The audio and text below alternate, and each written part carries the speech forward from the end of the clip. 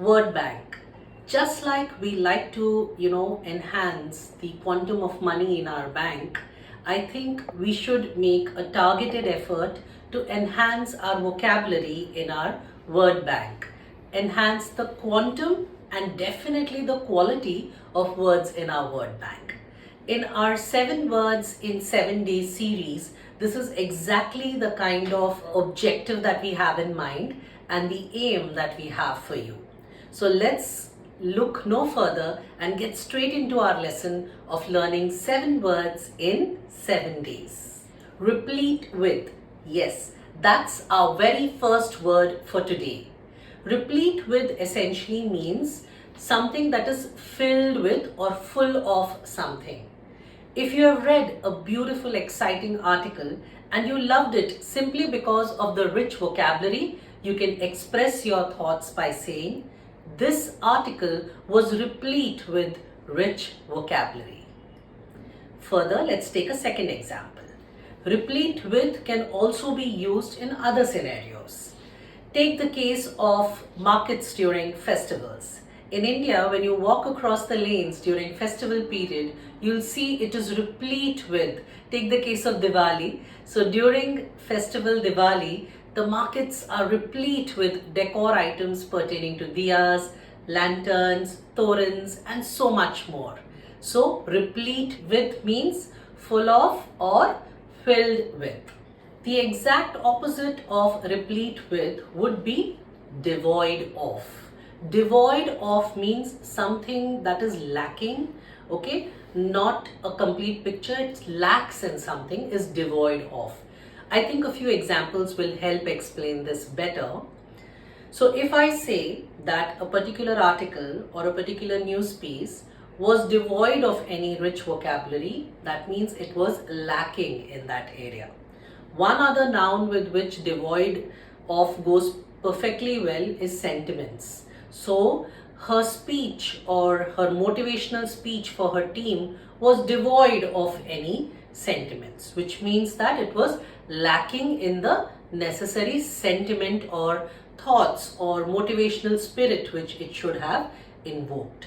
So replete with was full of and devoid of means lacking in or not complete. The common thread that binds maybe APJ Abdul Kalam to Swami Vivekanand, or for that matter the scientific genius Albert Einstein, or even if you take the case of Steve Jobs, the co-founder of Apple.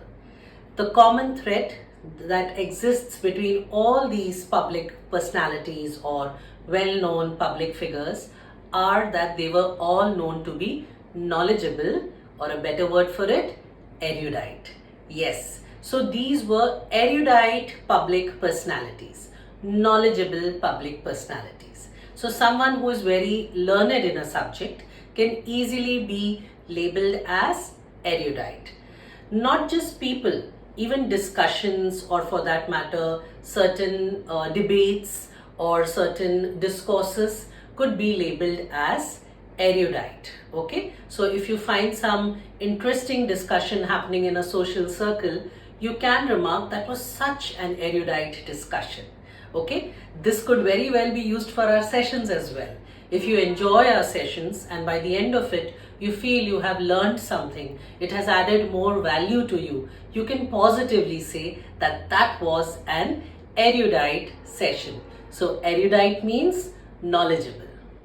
Oblivious to. Oblivious means something, someone or something where there is absolutely no information, lacks knowledge, lacks awareness, okay? That person is oblivious to probably his surroundings. So let's take some examples to understand this better. So if I say that he is 27 years old now, but he is oblivious of the current affairs of his own country, which means that he lacks awareness about, what is happening around him. There is another way to say this particular word, and it's actually a phrase which goes living under the rock. So if you're living under the rock, you're actually oblivious to your surroundings. So stop living under the rock and get more aware and actually stop being oblivious to things happening around you. The next two words will help you develop an understanding of stark contrast in terms of concepts. Let's take the first one. The first one is conduit. Conduit essentially is a channel. It connects one thing to another. So if there is a field and there is a flowing river, a conduit or a pipe or a duct or that channel will help you connect the water flow to the field. So that's the physical meaning of the word conduit. But we can also use it in language to express connection or channelizing something else. Let's take some examples. Today, sadly, but somewhere partially true, media can serve as, a source or a conduit of misinformation reaching the masses. Okay, so here the channel is media, and it is actually kind of, apart from true genuine information, it is also being a conduit for misinformation reaching the public. Okay, conduit can also be used positively in many arenas. Let's take a few examples. So as a working professional contributing immensely to your organization, you can be a conduit between your organization, and if you're in a customer facing role, then the customer.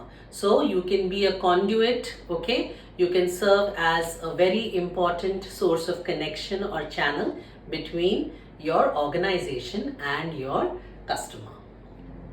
While conduit was a source of connection or a channel, impediment is the exact opposite. Impediment is a blockage or a source of obstruction. Let's take a few examples. Whenever a party comes into power in our country, we have observed that the opposition is always serving as an impediment instead of probably augmenting and supporting peripherally. They actually create a lot of impediments for the ruling party to function smoothly. Let's take some more examples. One of the biggest impediments in your communication skills is when you don't open your mind to interesting learning ideas. If we are open to any and every source of learning and we absorb like a sponge, we will positively flourish and we will positively gain from any experience which we treat as a learning experience in language. So get rid of the impediments and in fact use every opportunity as a conduit for learning. The 7 words challenge can be culminated beautifully with the last word, which is game for. Game for means, are you in it? Are you prepared for? Okay, so let's take some examples. Are you game for learning 7 words in 7 days steadily? If the answer is yes, then you're positively going to be unstoppable in your communication skills. So be game for it. Be prepared for it. So game for means prepared for.